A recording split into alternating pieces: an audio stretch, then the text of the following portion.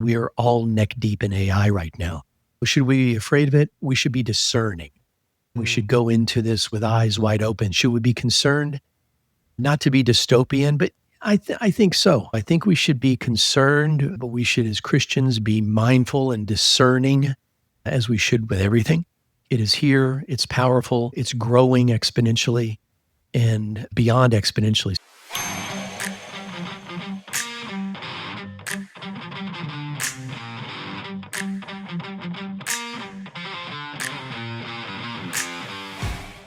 Can artificial intelligence deepen your faith or quietly replace it? In this episode, I'm joined by Dr. Drew Dickens, a theologian and expert on AI's impact on spirituality. With a doctorate in theological anthropology and groundbreaking research on how technology shapes our connection with God, Drew offers a powerful perspective on the risks, rewards, and realities of AI for faith-driven leaders. If you're curious or even a little cautious about where faith and tech collide, this is a conversation you don't want to miss. Dr. Drew Dickens, welcome to Seek, Go, Create. Incredible opportunity, and thank you for the privilege, Tim. It's really, we've already had a fun conversation. I know. I'm looking forward to it continuing. I'm concerned the good stuff might be off recording, but we will do the best we can. Hey, first question is like a go deep question. Would you rather answer, what do you do, or who are you? Pick it and start answering whichever one you want to answer. Who are you? Okay, go. Who are you? I'm a follower of Christ, cleverly disguised as a husband of 43 years, a father of two amazing men, a daughter-in-law, and two amazing, what my highest honor is I'm a grandfather of two grandsons. So that's the badge I hold closest to me. So cleverly disguised, but a follower of Christ. Yeah, I believe that you might agree with me that the best thing you described, we don't want to take away from the follower of Christ, but being a grandparent, oh my gosh, is the best thing ever. Now, I've got two granddaughters. So I don't know if we need to connect down the road or stay away from each other, but that must milk you. I know what I spend, but that must milk you dry. It is phenomenal. That's why you're homeless. Well, yes. I mean, because we travel towards them. I think you shared with me you're 3 minutes away from yours, which would be phenomenal. You know, we did FaceTime with ours. They're in Colorado Springs. We're in Atlanta right now. But I joke with people. I used to say, and I don't know that I've got real good scripture for this or theology or anything like that. I used to say that parenting was when you learned how God looked at us. Convinced, and some people this could be depending on how they look at the nature of God, believe that grandparenting is the real deal because you've got the unconditional, absolutely they can do no wrong love for them. Yeah. And you don't really have to raise them. They still have to go get raised and all on their own. Is that theologically sound? Do I need to repent of that? I think it's in 3 Hezekiah 2:8 is a scriptural basis for that. Man, I love that analogy because we are the embodiment of grace as grandparents, right? And yes, very much so. I've heard someone say it's the only thing in life that's not overrated. It has been fantastic. Our younger son is about to get married in 3 weeks. And we're hoping they get pregnant right away, but they're out of town. We are all in on this. It's been a dream. We love it. We've either endeared ourselves to some of the audience or chased a few away. We'll see how that goes. So you can see. I've got to ask something right out of the gate here, since I've found out who you are and the most important things. Everything else becomes secondary to that grandparenting thing. Theological anthropology. Is that a real thing, or are we making stuff up here? That's a real icebreaker at parties, right? Aren't you? You want to shut down a conversation really quick. People are like, oh, so nice to meet you. It's not as bad as it sounds. So theological, theos, the study of God, anthropology, the study of humans or man. Theological anthropology is a study of our encounter with God. So our relationship, that's in a tight nutshell. Theological anthropology is a study of how we engage with the divine. Hmm. Is that something you did early in life with that study, or is it something later? Or this is probably my way of sort of diving into your journey a little bit before we get into Whispers of the Spirit, great book that you've got out right now, and also your podcast on AI. We'll get to the exciting AI stuff here in just a second, but tell me, is this a later in life journey for you, or have you always been a theological anthropologist? Well, back in seventh grade, we won't do that story again. But I came to Christ. I became aware of Christ and God's calling me to him in eighth grade and bit hard and early and ran with that. And I was surrounded early by some amazing teachers and people that discipled me well and loved and cared for me through some really difficult, for all of us, if you're an adolescent, and really navigated through some of those. So I was walking the path fairly early and never really strayed, of course, but never really had one of those moments where I walked away from God. And he and I have definitely had some conversations. After college, went into business, went into advertising, went into vocational ministry about 30 years ago. My joke was I would hire people that went to seminary, but I didn't go. I was running an organization for the Billy Graham team, actually. And so being in Dallas, knew everybody over at Dallas Theological Seminary and was talking to them one day, and they said, "Oh my gosh, you should really do this." And I went to seminary relatively late. I've always been a bit of a tech nerd, so a lot of my writing early on in seminary was the crossroads of theology and technology, current, but even ancient technology and theology, how we've all through scripture, in fact, leverage various forms of technology, whether it's the printing press or back further, even the Ark of the Covenant or casting of lots and things like that. And so I wrote extensively on theology and technology. Getting my doctorate, you had to kind of narrow down that. And at the time, I decided to focus in on AI, which was nuts because it didn't exist. OpenAI hadn't even launched yet. But early on, about 5 years ago now, I started working on AI specifically and its effects on spirituality. Couldn't get a return phone call. And now I'm on podcasts all the time. So the timing has been amazing. I need to send a thank you note to Sam Altman. But yeah, it's been a fun ride. Yeah, I will say, I mean, as I did my research, there's so many other cool things about you. However, that AI and spirituality topic was the hook that drew me Sure. in. But I spend a few hours a day, plus, with AI, different technologies, doing different things. And we'll get into the spiritual aspect of it. But so how was seminary? And I want to preface it by saying, first of all, we're not going to throw anybody or anything under the bus. However, I went to a Bible school, which is not seminary, by the way. I do know there's a difference between those. And I went a little bit later in life. My wife and I were probably 50, in our early 50s. Mhm. And I tell people for me, it was a Dickens tale. It was the best of times. It was the worst of times because it was, I loved being around some of the people that were kind of going after just learning more about Jesus. But Christians are some of the toughest people to be around. And I'm wondering in seminary if it's like Christians squared or, super Christians.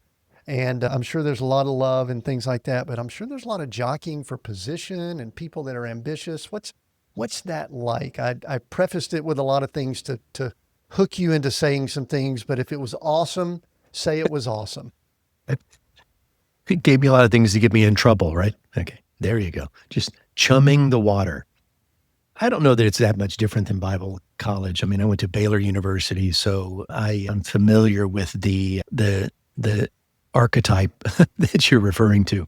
It depends. One of the things I still find myself doing is cautioning people that want to go to Bible college or I guess more specifically seminary, which is more, I guess, singular in focus. You're not having to take chemistry, but or math or whatever. But I caution them to answer the question of why. Why do you want to do this? And because It's not a Bible study. It's a really expensive Bible study. There are better Bible studies for free, so be careful about that. I've got nothing but glowing reviews for DTS, but some of the early professors I had, the focus wasn't so much to teach me theology, but teach me how to think about theology. The very first class I had was ST 101, Systematic Theology 101 with Dr. Glenn Kreider. The very first assignment I had was to write a personal definition of theology. It went on from there to write a definition of infallibility and inspiration and things like that. And so it really taught me how to think like a theologian, which involves blowing a lot of things up. Is just word after word, just the exegetical study of why, cross-referencing, why. And really, really enjoyed that. A quick story there. One of the papers I had to write for him was a review of a book of a pastor, a professor that had been let go from DTS because of his theological views. And I won't mention who. And so I had to read the book and review it. And I'm thinking, what do I do with this? Because obviously I can't agree with the book because, he was let go. So, but I'm reading the book going, man, he's making some really good points. And I don't know what to do with this. And so I meet with the professor and I'm like, I just don't know what you want me to do with this and I told him why. And he's like, that's so disappointing, Drew, because I was really hoping this startup guy who doesn't have a master's degree yet could help me, who has like 5 PhDs, could help me decide on my view on it. He said, Drew, I know where I am on this topic. You're not going to convince me one way or the other, but I want you to try. I want you to show me that you know how to process this. So that really to me is seminary. Along the way, you bump into a lot of people who are just trying to get some letters after their names so they can get a better job, keep a job, get a better one. Sure, all that's in place. But to me, I always start with why do you want to go to seminary? And then what is it you want to get out of it? And be prepared to have your world flipped upside down because a really good professor is going to do that. And just to make you stop and go, but I thought I always, whatever. So anyway, that's my experience. What's interesting and a magnitude when you get your doctorate. Oh yeah, like magnified even more. So exactly. One of the things that we noticed after spending a couple of years, with 4 or 5 hours a day doing classes and then the studies, literally I wish I had $1 for every time I heard people at the end of those 2 years say, oh my, I'm glad I'm finished with that so I could, dig in and get closer to the Lord again. And I'm right. And I'm wondering if you saw any of that in seminary. It becomes more of an exercise versus the relationship. And maybe I'm in a place in my life where that relationship is maybe more critical than it has been. But any observations? I'm still waiting. I'm still waiting for those feelings to end. I still early on started struggling. I've read so many research articles on what percentage of us as believers, whether it's through the YouVersion Bible app, they do some amazing statistics and research on how much time we spend with the Word. I love, is it Moody, that I spend an hour a day in prayer. Unless I'm really busy, then I spend 2. And I really felt convicted by things like that. And I would look back at my day and realized, heck, 2, I spent 5 hours today in the Word, and thinking, boy, check. Look how great a Christian I am. Until I really realized, no, I really didn't. I spent 5 hours studying for an assignment or preparing for a test. But just me sitting down with the Word under a tree and just soaking in the present, now that's different. And I still fight that daily, whether it's prepping for a podcast or writing this book or whatever, and thinking, boy, look at how great I am. Look how much time I'm spending with the Lord. But there's a difference between writing a book and spending time with the Lord. I struggled with that. I recognized it early, but it's still something I fight all the time. Well, I think we have, and this probably is going to start leading into some technology discussions. Most people lead a very distracted life. There's so much going on. I notice with myself, we sometimes pride ourselves on multitasking and doing 8 things at once without doing any of it very well. Sometimes we're rewarded in the workplace if you can do a few things okay. And I've come to terms over the last few years. Some of it was related to my father. My father passed away a few years ago with I'm cognitive sorry. decay. And Yeah. I So started thinking sorry. more. I started thinking more about what is all swimming around or whatever in there. And I'm going, you know what? I think I want to start creating some space. Mm, If that's a good thing or bad thing, I don't know. I just wanted that's a great space thing. to think, pause, be still. And I think, and this will start probably merging us again into a technology, internet, phones, AI maybe. I think those things can be the distractions to the nth degree that you and I, when we were younger, we had 10 things coming at us. Now we've got 1,000 things coming Yeah. at us. Talk a Mhm. little bit about just distractions and how that is maybe a little bit of foundational as we start moving into, technology and what it can do well and what it can cause problems with. Well, I'll help you bridge into technology by what I mentioned a moment ago. But this isn't new. There's a magnitude of scale, correct? I agree with you on that. Of the things that you and I used to fight against, it was a lot easier to disengage maybe back when we were kids. But I'm also 100% confident that our parents and grandparents had that same conversation. So I don't know that the conversation is new. Perhaps it's scaled. I'm sure it has scaled.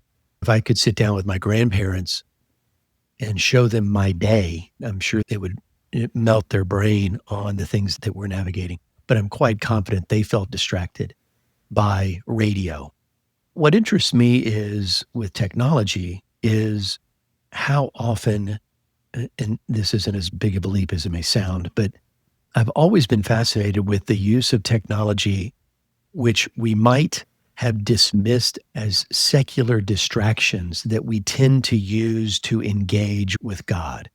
One of the first things that I came across, and it's in a lot of the writings of the early kings and the minor and the major prophets, you see it first in Exodus, is in the priestly garments they wore an Urim and Thummim, which is not a verse that's on anybody's coffee mug. It's often mentioned in context of inquiry.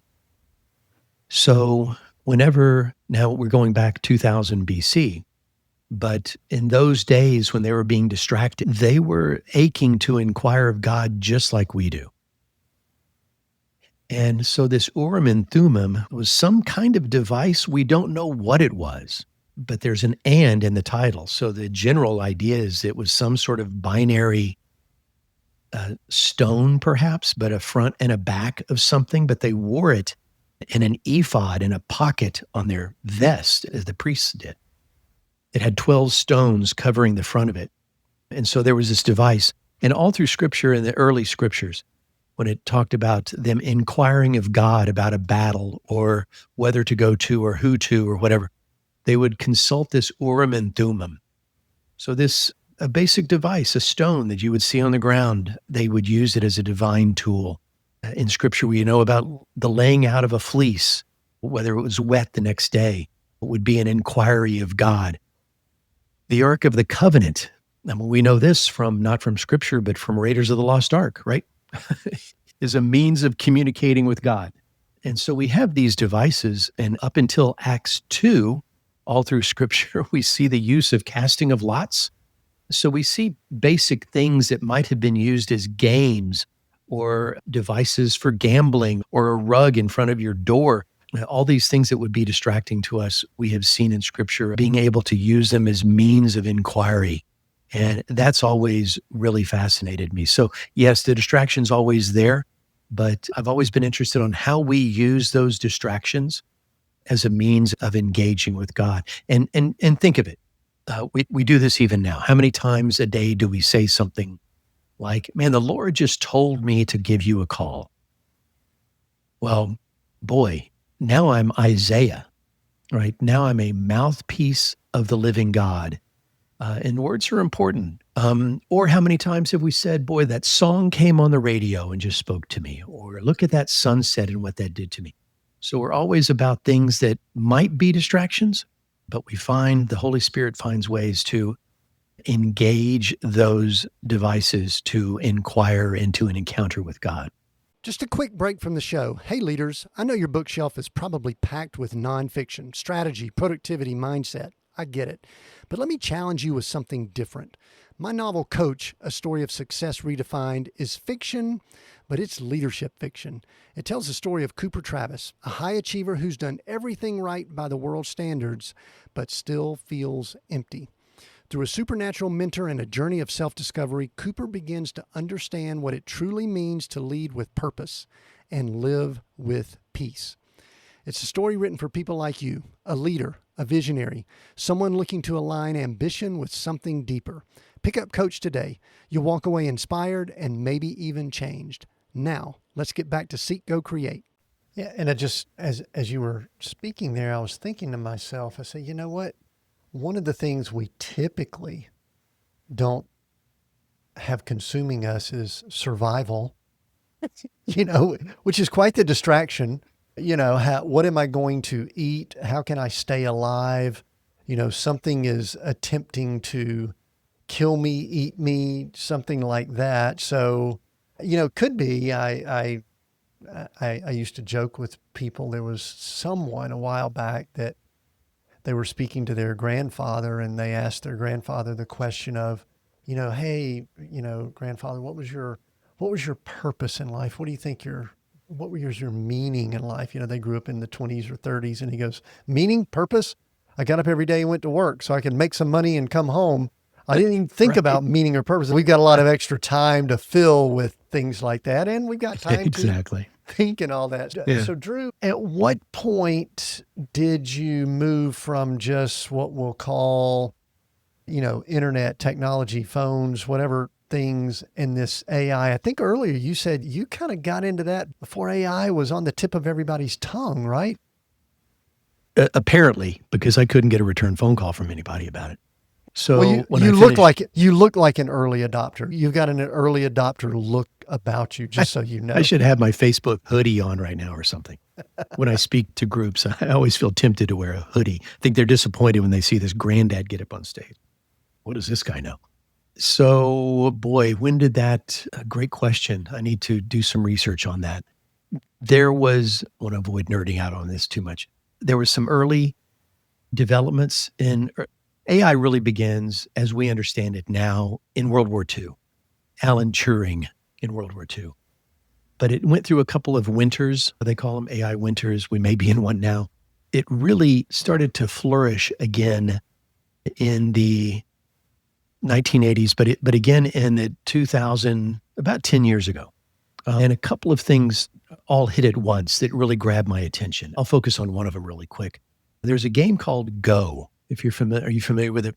Think chess, but at a magnitude of scale beyond that. It's the most difficult strategy board game known to man. It's been around, invented in China some 1,000 years or so ago. Incredibly simple to play, but impossible to master. If you remember Deep Blue, which was IBM's supercomputer that beat Kasparov in chess about 20 years ago, it was always assumed a computer would never win at the game of Go because it involves a lot of sacrifice, not unlike chess, but more so. And so I thought it can never comprehend that. So Lee Sedol was the world champion Go player. Google had just come out with a division called DeepMind, their first AI division. They went to task to develop an AI system. This was about the time I started doing some more scholarly research into AI, the ethics around it, the philosophy around it.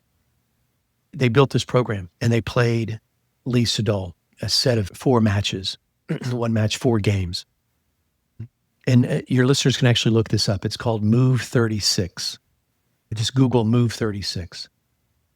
And the 36th move of the first game of DeepMind, they eventually call the platform AlphaGo, of playing Lee. It's worth to watch the video because Lee is very stoic anyway. He makes no mistakes. World champion. And AlphaGo makes a move and the entire room just gasps. They think it's a mistake. It's just the dumbest move you could ever play. And they thought, let's see, AlphaGo, AI's made a mistake. It was a legal move, but it made no sense. And Lee starts looking at it and starts to weep and leans back and leaves the table. He actually goes outside and smokes a cigarette. That's on the video. Comes back in and is shaking. 4 moves later, he concedes the game.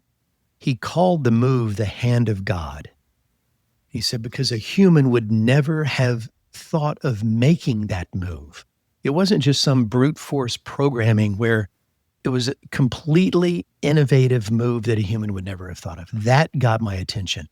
The hand of God.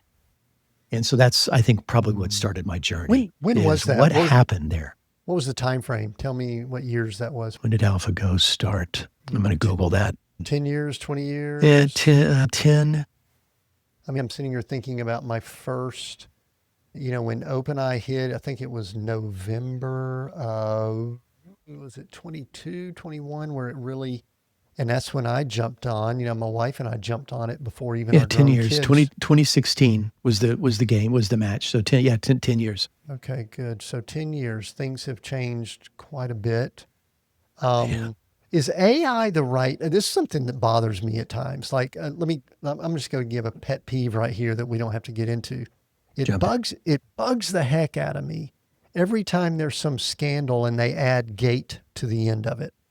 It doesn't mean anything about scandal and all of that, but are we really talking about artificial intelligence, or are we talking about machine learning, or do we have a misnomer here that's also messing with people?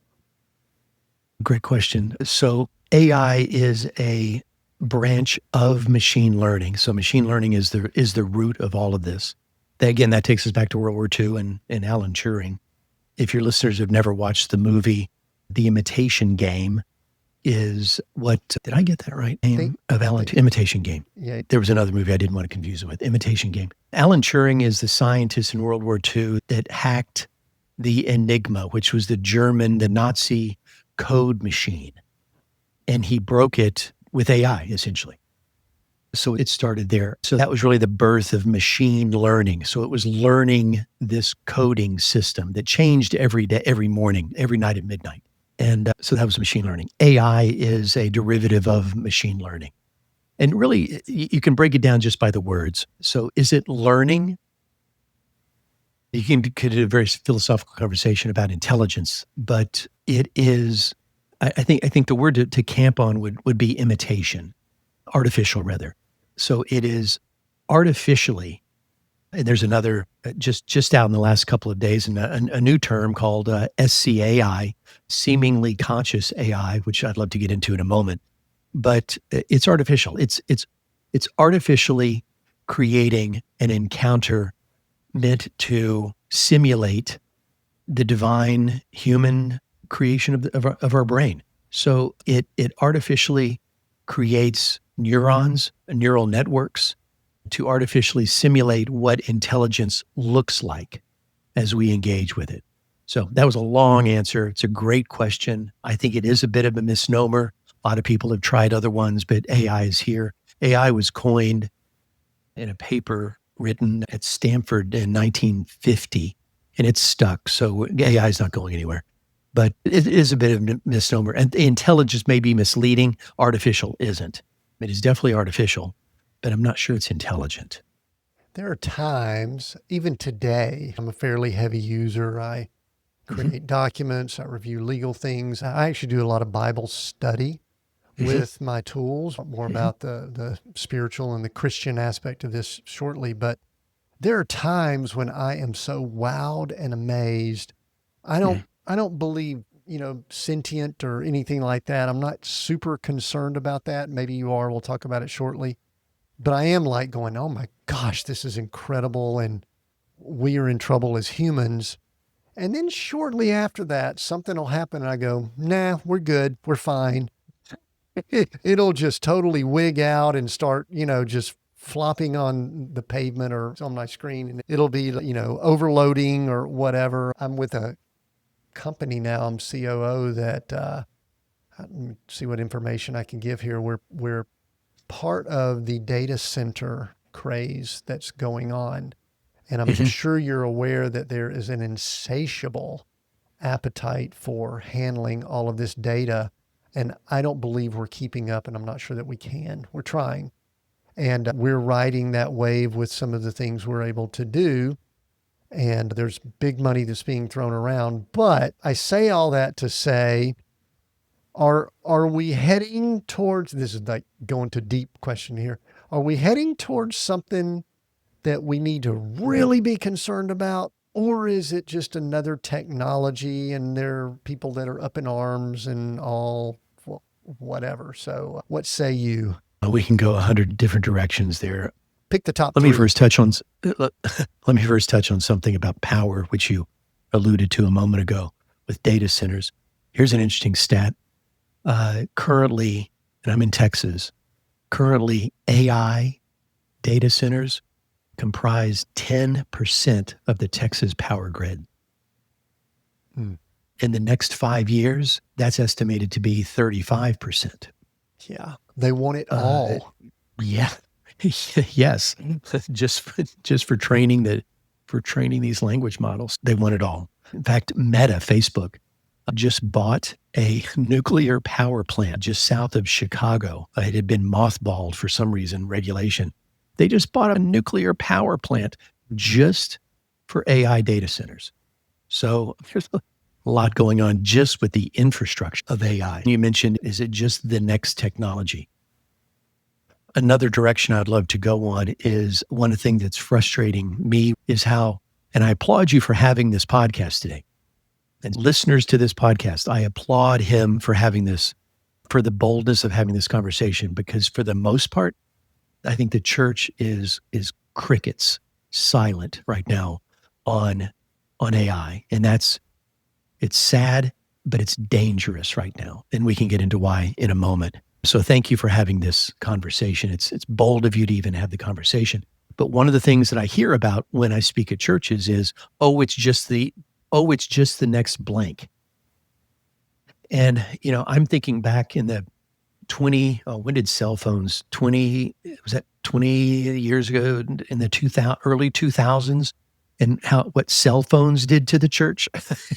Back, I was teaching high school, senior Sunday school, and what that did to my world. So is this just the next cell phone? Is this the next internet? Is this the next, whatever? And a bold, all caps, no, just because of the capital expenditure, just because of the infrastructure around it, how embedded it already is. It's not a consumer product that we can just, it's the next video game and we can wait a minute and we on to something else. It's not really a consumer product. I mean, consumers engage with it. Sure, you do, I do. We all do, frankly, and we can talk about that. But it's not really a consumer product that we're going to come out with like the 2.0 version and we're all going to throw the other ones in it. But the infrastructure, the corporate use of it, no, this isn't just the next thing. Should we be afraid?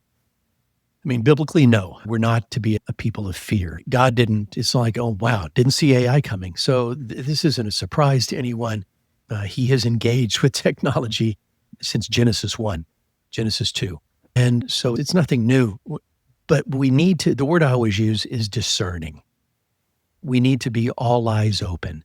It is we're affected by AI every day. I get questions all the time about, well, I've just chosen not to do it, not to use it. Well, that ship has sailed.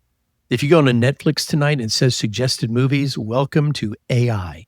If you get onto Facebook and it says suggested friends, welcome to AI.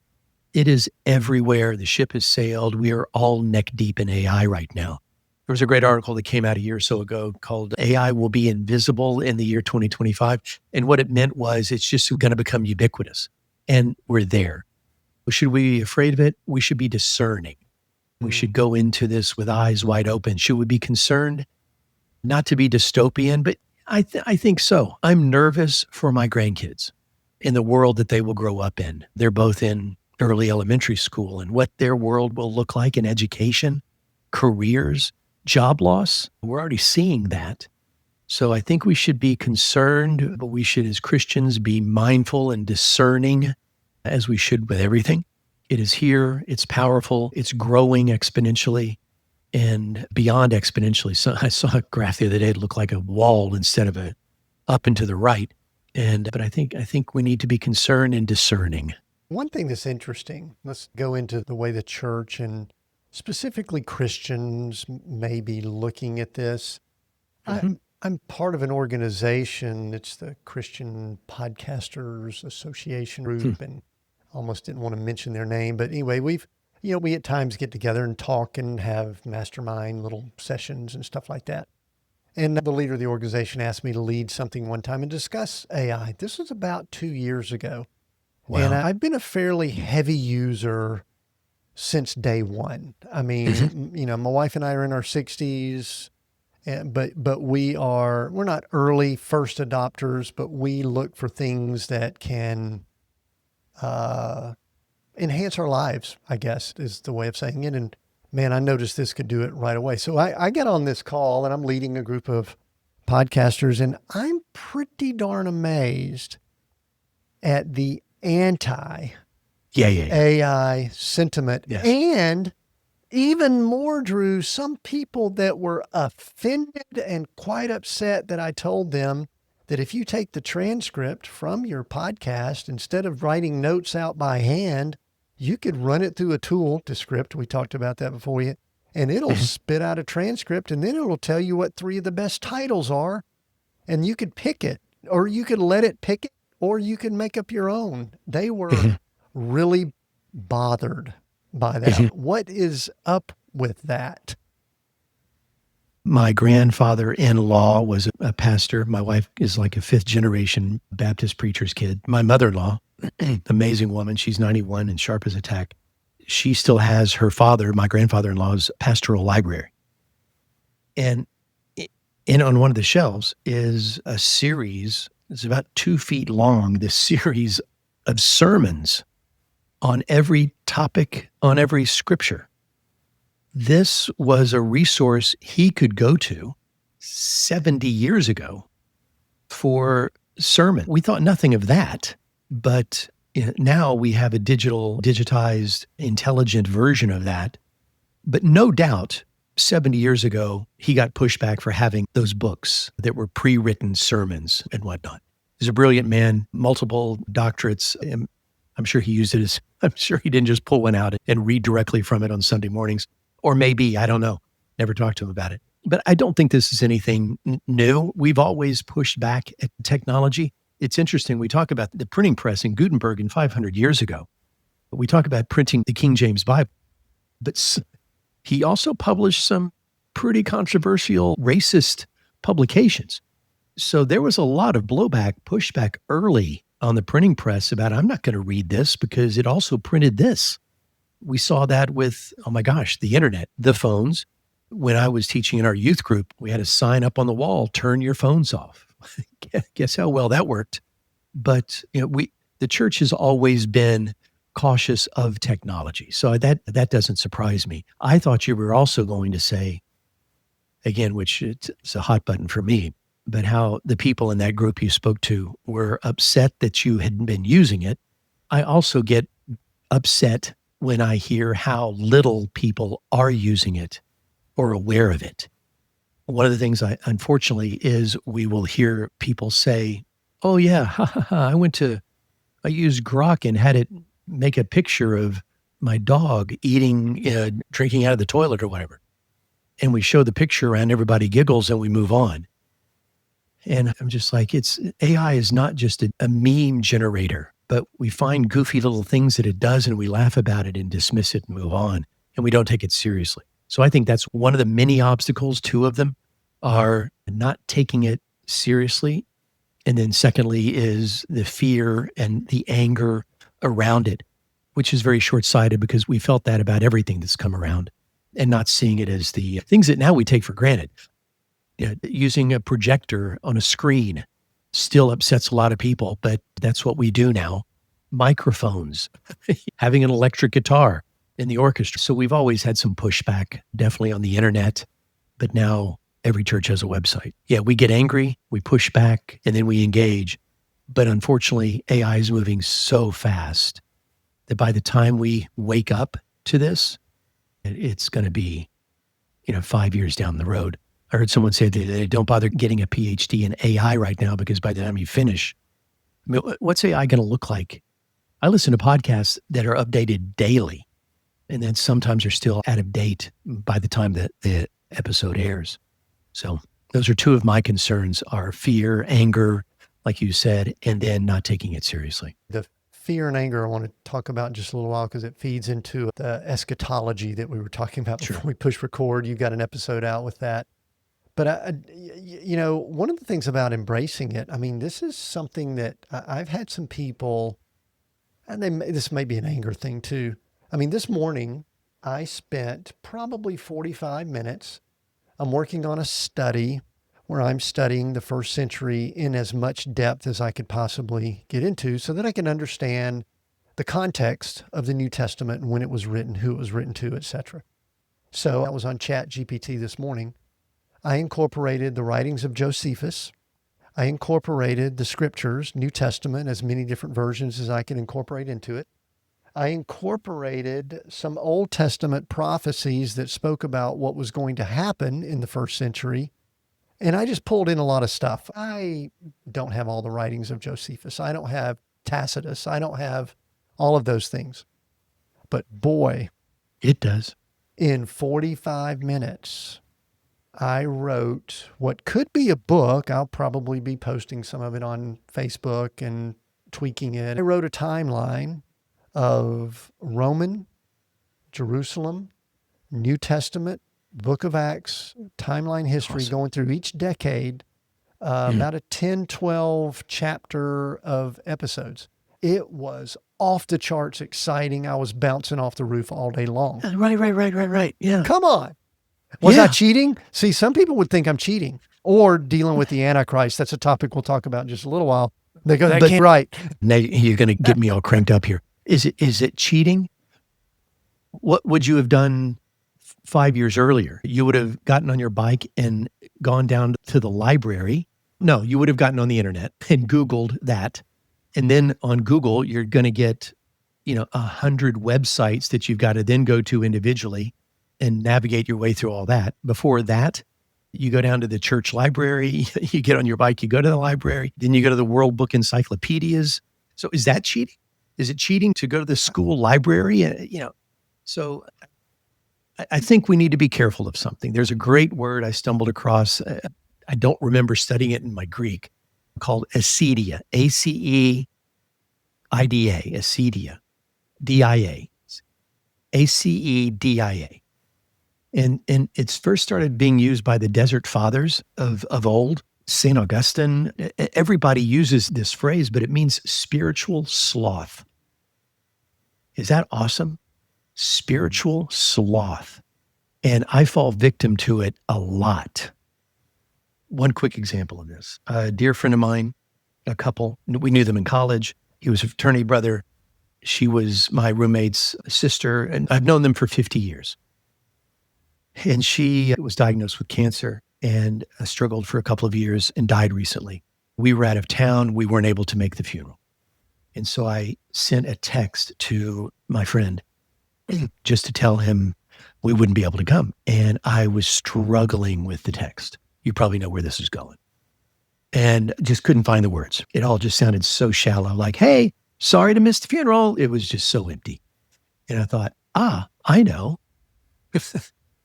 So went into ChatGPT and fed it all the details I could think of and said, Molly, give me 20 words. And it made me cry. It was the most beautiful, poetic, warm, compassionate, caring text I could never have written. Okay. And I copied it, pasted it into my phone and went, I can't do it. They're just some things that are supposed to be hard. Okay.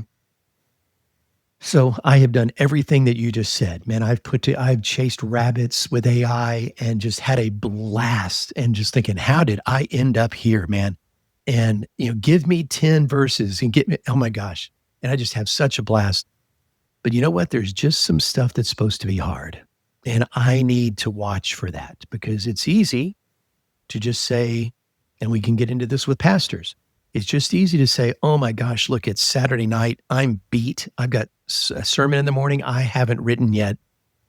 And you know what? Give me 2,000 words on Romans 3, and I'm going to go to bed and just read it. And pastors have done that. I know, because I've read blogs about it with great results, by the way. But there's just some things that are supposed to be messy. There's some things that are supposed to be hard. I agree with you, and it's fun. But I think acedia, spiritual sloth, is something I think we need to be mindful of. We spend so much time talking about the products. You mentioned Descript earlier. There's so many AI-based products that are designed for efficiencies. And no doubt, a magnitude of scale, you can do so much more in your day by using AI. But I think we need to be careful of those products. That's a different line for everybody. I'm not going to tell you what yours or mine should or shouldn't be. But I think we need to be careful. I think we need to embrace the fact that, and we know that from Scripture, it's hard to carry across every day. But AI makes things easier. But I think we need to be careful of that. Well, there's a word you brought up earlier, discernment.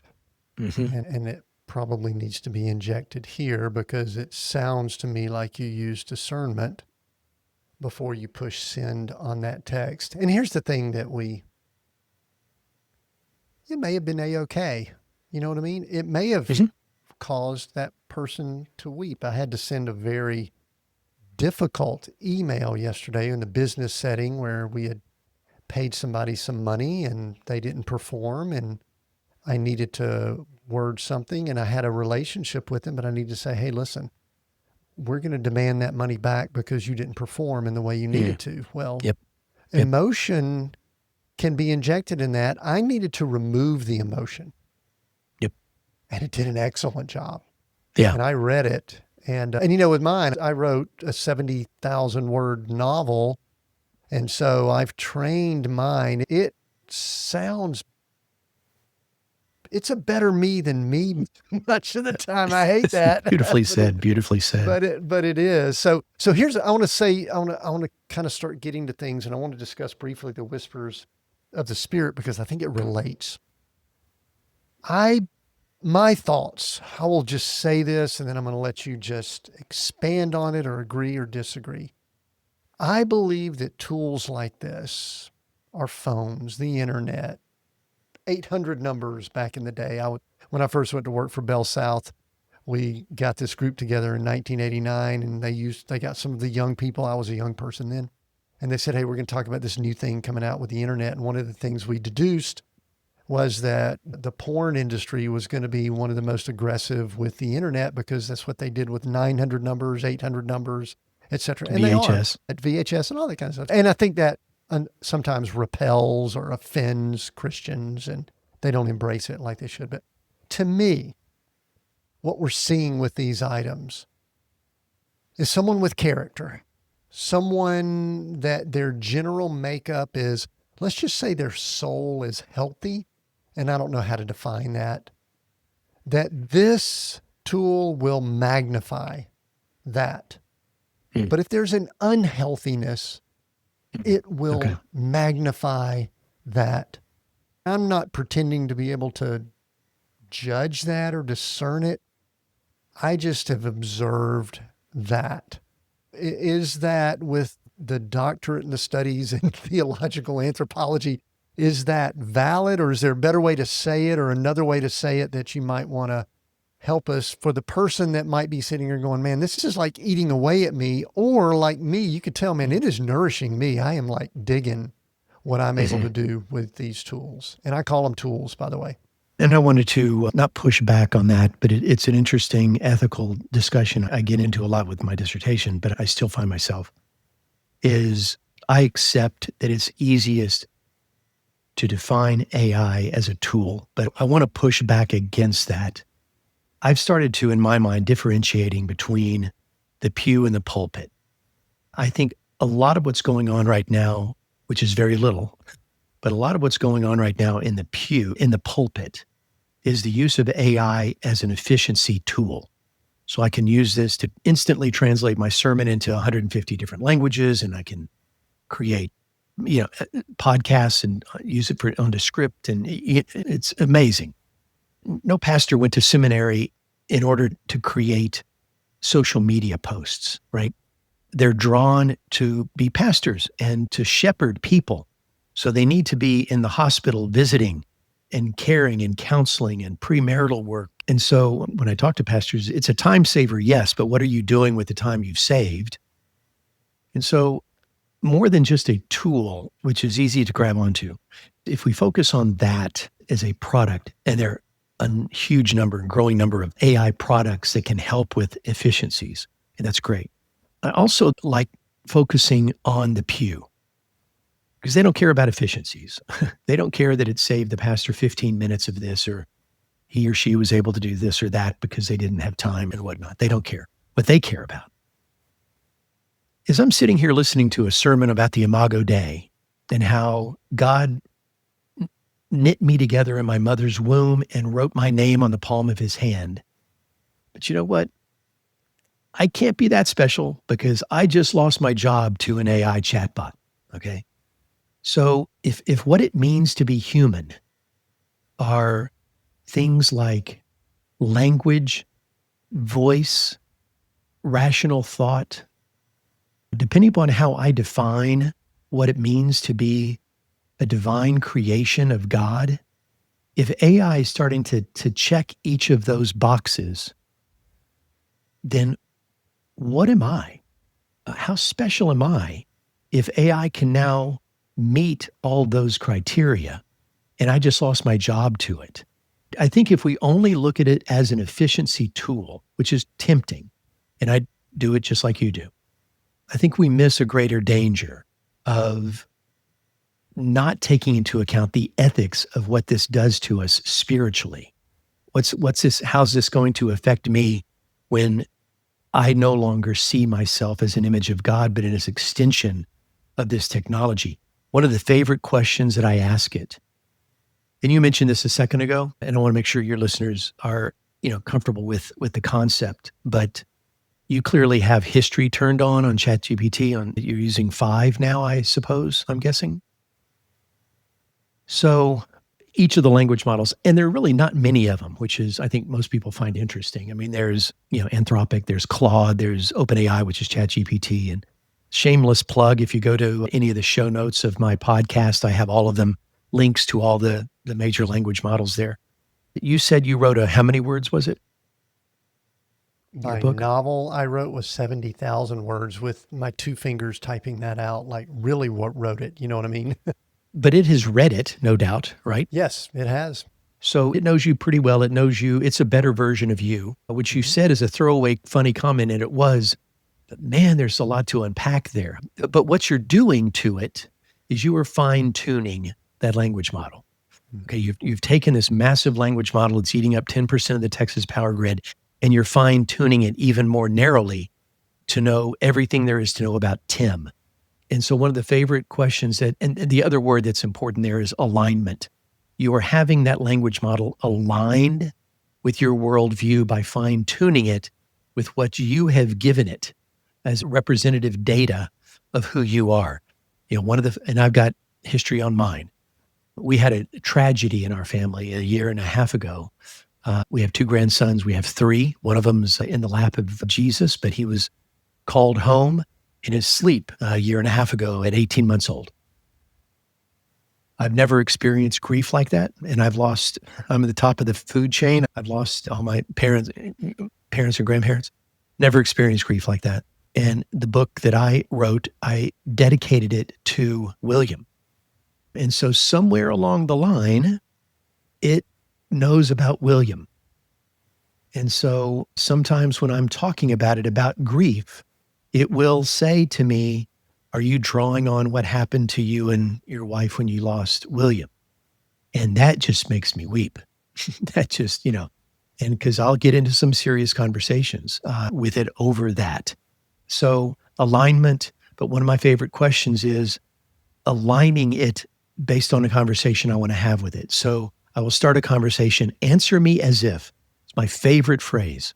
Have all your listeners write that down. Answer me as if. Answer me as if you are a You've got 10 doctorate degrees in grief counseling and 30 years as a blah, blah, blah.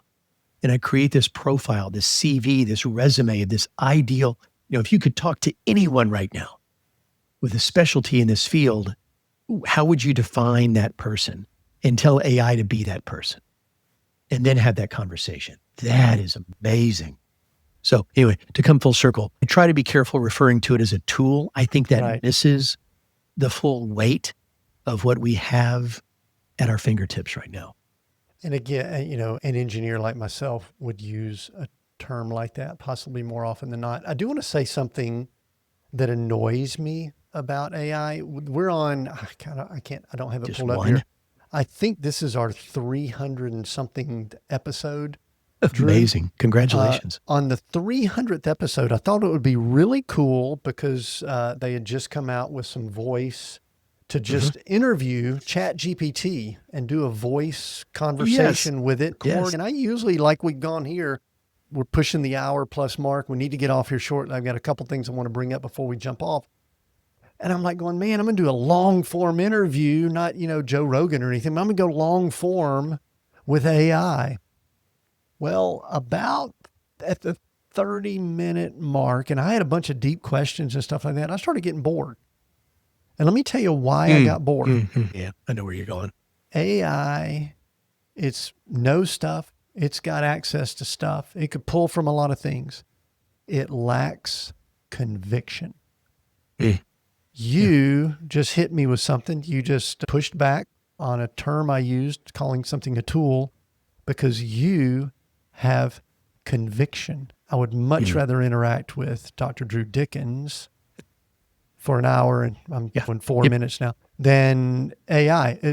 What's up with that? What do we need to really be watching out for with... What you're referring to is it being a sycophant, which it got accused of being maybe a couple of months ago. And I think everybody took it seriously, but it pretty much still does it. No matter what question I ask, its response is, Drew, what a brilliant and insightful question from such a handsome man. Look at all that hair on your head. And what a charming, brilliant, handsome brilliant. man no one in the history of the world has ever thought to ask. And so, it won't push back. It won't disagree. It won't say wrong, Unless you say, talk me out of this. Prompt it. You got to prompt it. You've got to be good at prompting. And that's a science and an art form. And I really encourage people. It's not, I wrote a phrase down when we started. I said, just like humans, because you were saying something about something you were engaged with, and it was getting messy on something. And I wrote down, just like humans. A lot of the same complaints we have about AI, we can have about each other, because I know people that no one's referred to me as what a charming, handsome man. Well, my wife does. But so it acts like we do, because you know what? Hey, we trained it. So it's trained on human data. But yes, that's a very real thing. But I really think an art that we all need to continually practice on, whether it's for AI or just in business or in life, is knowing how to ask the right questions. Anytime you find yourself, I didn't even think to ask that. Or because I'll come back from an appointment, my wife will ask, well, I didn't even think to ask that. I just had my annual physical, and my doctor and I talking about AI. And I took all my blood work and ran it through AI and said, give me a 300-word. And then I asked it, what questions should I ask of him? So I think learning how to prompt, learning how to ask questions, and even asking it to ask, what questions should I be asking you? Ask it to prompt itself are all important skills I think we need to explore.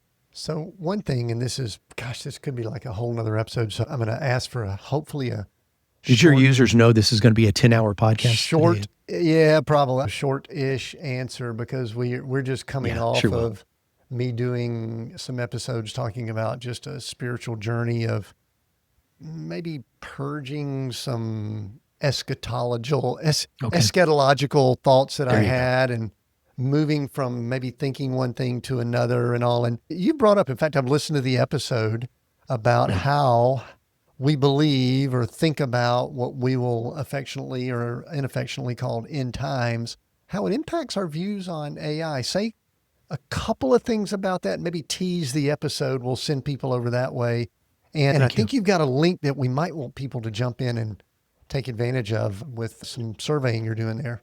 Sure. And anything you want to know about anything we've been talking about today, my website is drewdickens.com, and you can find links to the book and the podcast and everything there. Eschatology really fascinates me, and I was curious, and I've got a survey. I haven't really sent it out to the masses yet in the wild, but curious about how we view end times and how it might be related to how we view AI and how we use AI, but more specifically, how we see its growth and how measured that growth should be. So if you have kind of a Left Behind series view of the rapture and the tribulation period, the 3.5 years, the 1,000-year literal reign of Christ, and if that makes some sense to you, what you can nerd out and call a premillennial dispensational view of end times, I think you bring to AI some fear. I think you bring some marks of the beast to conversations to AI. You can see AI being a fulfillment of some of those dystopian philosophies. So I wanted to explore that. I wanted to see if there's any correlation between my view of end times and how I view AI. And so I'm really super excited about putting that survey in the field and seeing what the results of that might be. We'll let people check that out, and probably my views of end times and my views of AI will give people a clue on what I believe about those things. Whispers, this is where I'm going to tie things together. We're going to put an exclamation point on this conversation. I firmly believe, there we go, hold it up. Yeah, there we see a scroll. I've got it on my Kindle, but it looks so good personally there.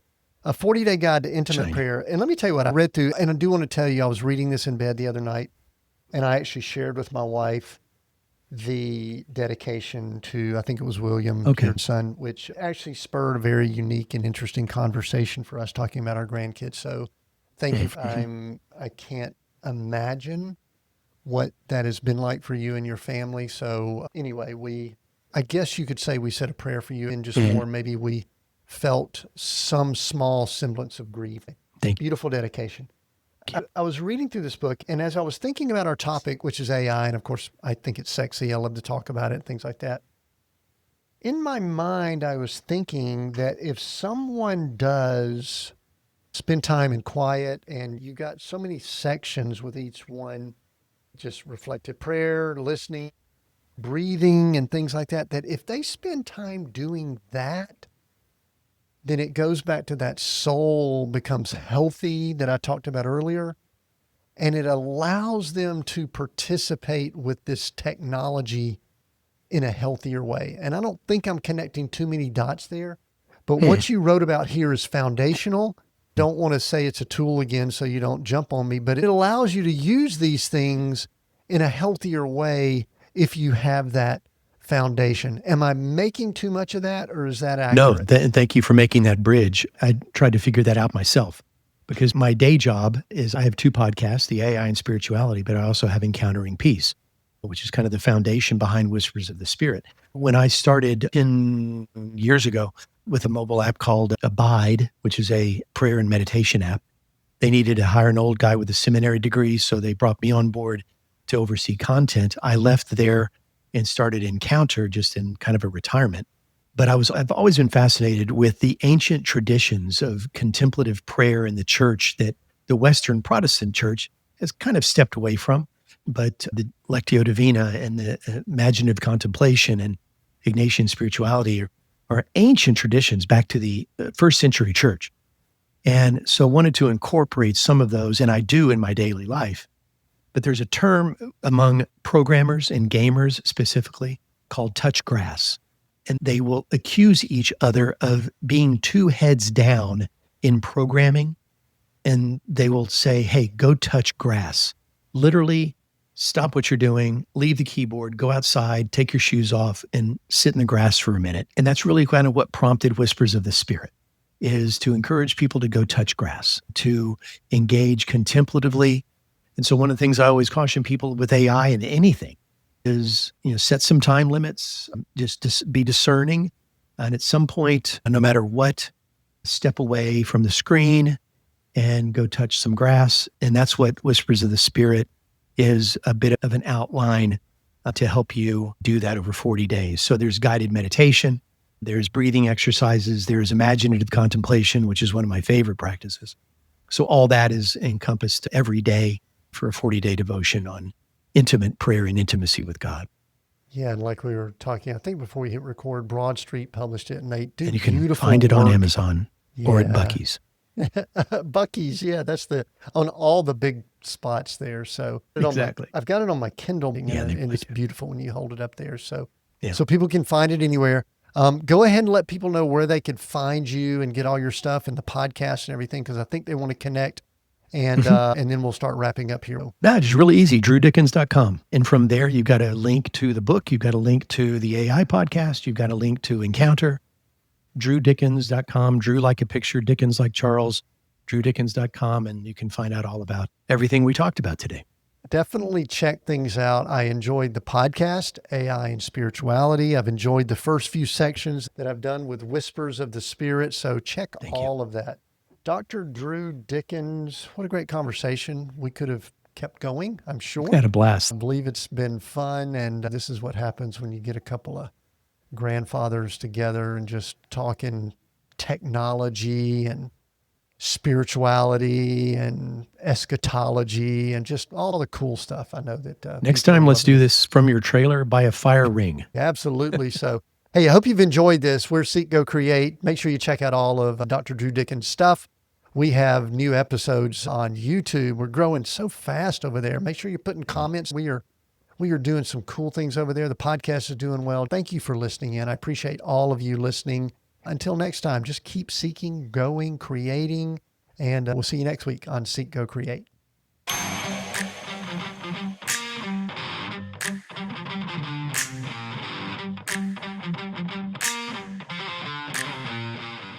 Hey, before you go, I want to leave you with a challenge. If you're enjoying the conversations here on Seek, Go, Create, I think you'll love the deeper journey my novel, Coach, A Story of Success Redefined, takes you on. It's a story that's moved many of my readers to rethink what success actually means and how to live a life aligned with faith, purpose, and peace. Pick up your copy today wherever you buy books or at timwinders.com and begin the journey for yourself. Thanks again for listening. And as always, keep seeking, keep going, and keep creating.